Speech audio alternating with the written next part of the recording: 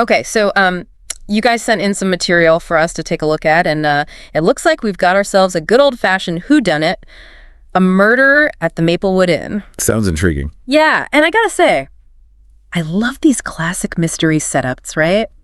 You know, dark and stormy night, secluded inn, and then bam, a scream just totally shatters the piece. It's a classic for a reason. You know, it really sets the stage. It does. It does. For suspense. And in this case, it's Detective Anna Hayes who gets to walk right into this. Right into the heart of it all. Right.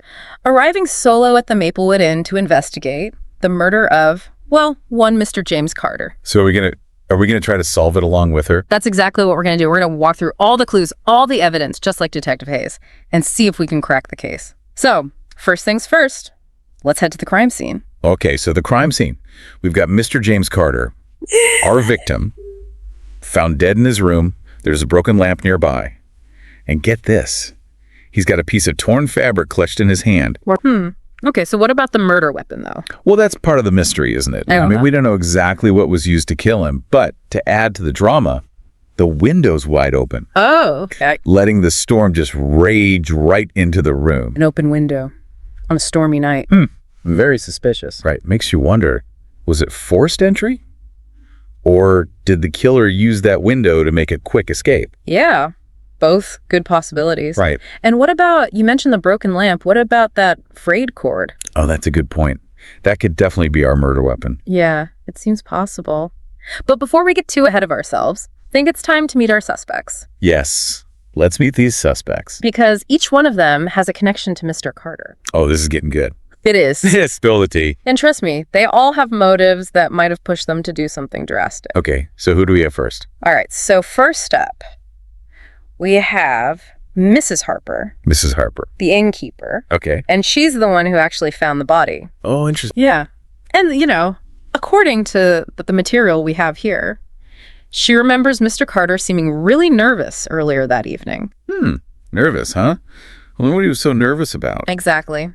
That definitely raises some red flags for me. So who else is on our list?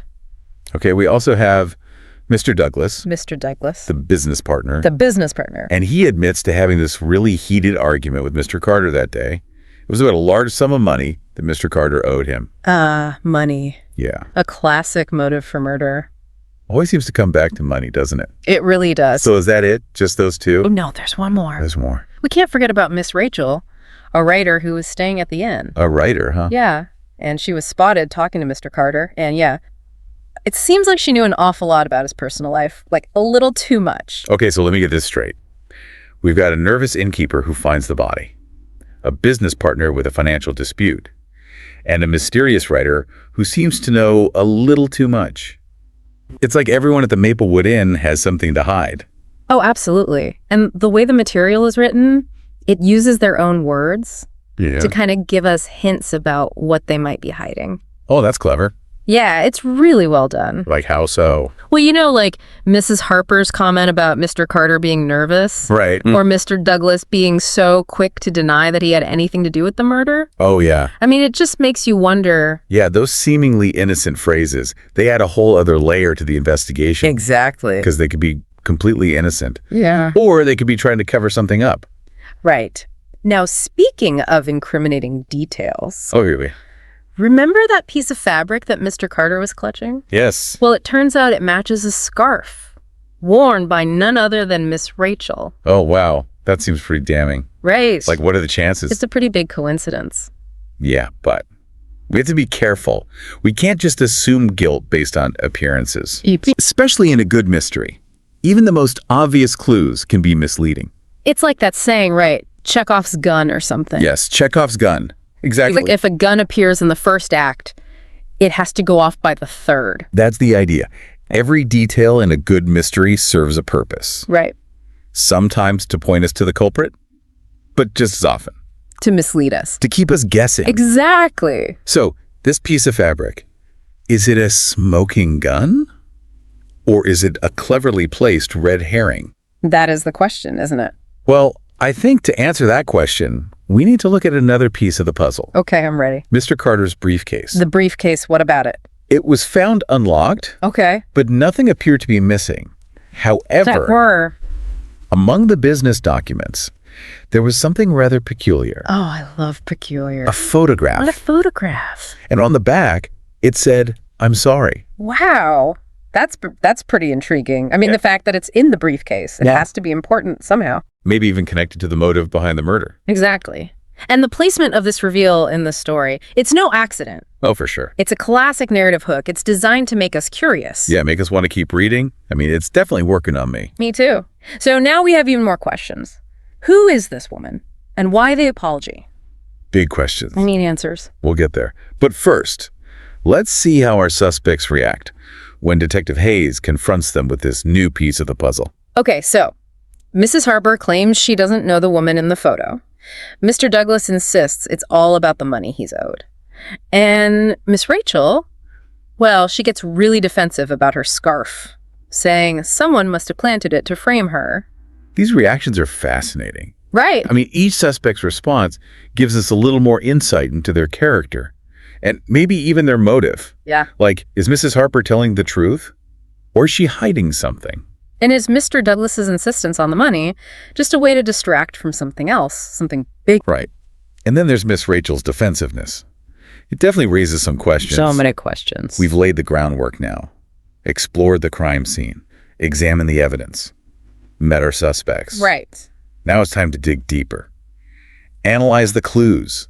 See if we can unravel the truth behind the murder at Maplewood Inn. I'm ready. Let's do it. Okay, so we got our suspects, right? Yeah, each with their own secrets. Each with their own secrets.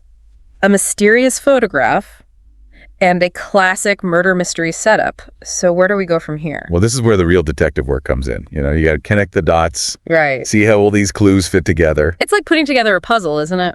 Exactly. Speaking of putting things together, do you notice how this source material, it uses kind of a limited vocabulary? Yeah. Do you think that's intentional? Like maybe to help us focus on the important stuff? That's an interesting thought. You know, I think you might be onto something. Simpler language, it can help keep the story moving. Yeah. Avoid getting bogged down in a lot of extra details. Right, so it's more accessible.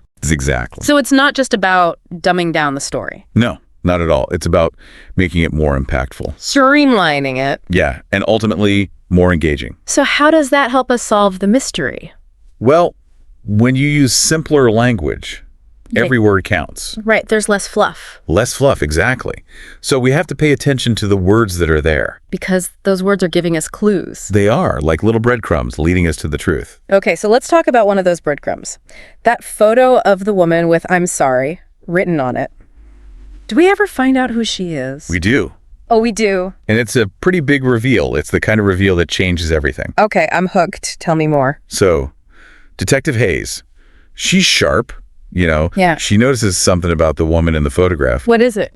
It's subtle, but it's enough to crack the case wide open. Come on, spill it. Okay. So the source material doesn't come right out and say it, but it strongly suggests that Detective Hayes recognizes a resemblance. A resemblance. Between the woman in the photo and Mrs. Harper. Wait a minute. Are you saying the woman in the photo is Mrs. Harper's daughter? That's exactly what I'm saying. Whoa. And suddenly, Mrs. Harper's comment about Mr. Carter being nervous, it takes on a whole new meaning. Right. Like maybe she recognized the woman in the photo Right. and confronted Mr. Carter about it. Oh, I see where you're going with this. So her nervousness wasn't just about finding the body. Exactly. It was about her daughter being connected to Mr. Carter somehow. It all starts to add up, doesn't it? But how does this lead to murder? Well, put yourself in Mrs. Harper's shoes. You discover that this man staying at your inn is somehow involved with your daughter, a daughter you haven't seen in years. I can only imagine the emotion she must have been feeling. Right. Anger, confusion, maybe even fear. Fear for her daughter's safety. Exactly. So what you're saying is the photo was the trigger. I think so. It set off a chain of events that culminated in a very tragic act. It's a good reminder that sometimes the most important clues aren't the physical ones. It's the words people say and how they act. Exactly. Those things can tell us just as much Yeah. as any fingerprint or weapon. You're absolutely right. Yeah. So the photo turns Mrs. Harper from an innocent bystander to a woman driven by a mother's love. And maybe even a thirst for revenge. Maybe. Okay, so we've got our motive, but how did Mrs. Harper pull off the murder? Well, remember that open window? The one that could have been forced entry or escape? It was both. Both. Mrs. Harper knows her in like the back of her hand, right? Right. So she uses the storm as cover, climbs through the window. To avoid being seen. Confronts Mr. Carter. And in the heat of the moment, strangles him. With Miss Rachel's scarf. That's why the scarf was torn. And in Mr. Carter's hand... It all fits, doesn't it? It does. Yeah. So the broken lamp, the frayed cord, those were just to throw us off. A classic red herring. The author really played us. It's like a magic trick, isn't it? It is. You see all the pieces, but you don't know how they fit together. Until the magician reveals the secret. And in this case, the secret is Mrs. Harper's motive. And in the end, the weight of her actions and Detective Hayes' sharp deductions lead Mrs. Harper to confess. A confession. It's a sad ending to the story. It is. But it makes you think about the consequences of our actions. And the ripple effects they have on others. Especially in this case, with Mrs. Harper's daughter. It's interesting. The story doesn't tell us what happens to the daughter. It leaves that part open. It does. Like it's inviting us to think about the wider impact of the crime. The unseen victims. Yeah. To acknowledge that some mysteries, they linger long after the case is closed. You know, it's amazing to me how this mystery, it seems so straightforward at first, but there's just so much more to it than meets the eye. Right. I mean, we started with a dead body and a stormy night, but now we're talking about family secrets and guilt and the consequences of making choices in the heat of the moment. Yeah. It shows you how powerful good storytelling can be. It really does, even with simple language. Right. The author still managed to create a world that's full of characters we can relate to. Yeah, they feel real. And they're driven by emotions we all understand. Exactly. Yeah.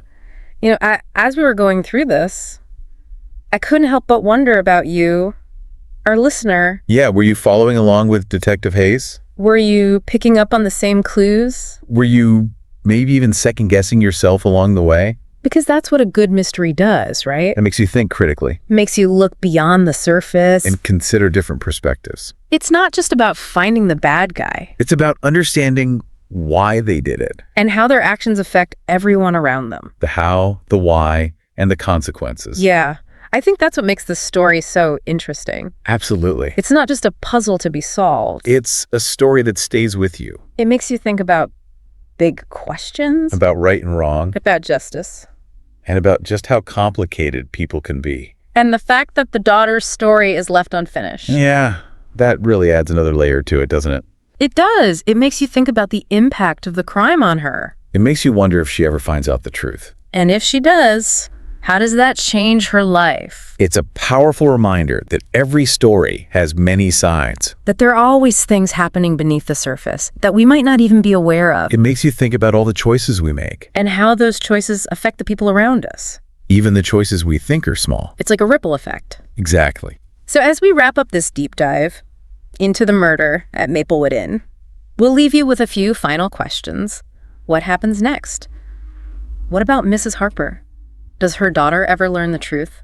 And if she does, how does that shape her own story? These are questions the story doesn't answer for us. And that's okay. It's a reminder that some mysteries, they just linger. Long after the cases close. It's part of what makes life so interesting, isn't it? It is. So keep exploring, keep questioning, and keep diving deep into the stories and ideas that make you think. Because there's always something new to discover. That's right.